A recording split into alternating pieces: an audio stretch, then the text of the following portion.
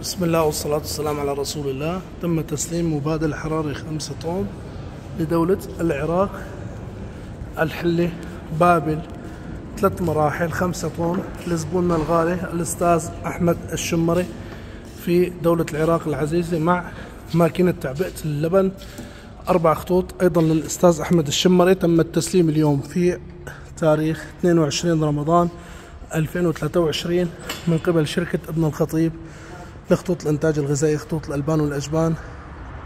نصل إليكم أينما كنتم حول العالم. هذا المبادل أستاذ أحمد، ألف مبروك والتمام على خير. طبعا التسليم ما في أي خدش. بسم الله ما شاء الله.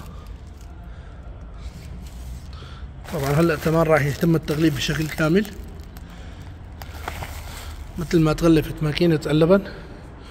هاي مضخات اللبن الإضافية 2، طبعا مع قطع الغيارات صارت جاهزة كلها مع الماكينة. ألف مبروك والتمام على خير لدولة العراق العزيزة، الحلة، بابل، من شركة ابن الخطيب للأستاذ أحمد الشمري، شركة بابليون للشحن والنقل الدولي، غازي عنتاب.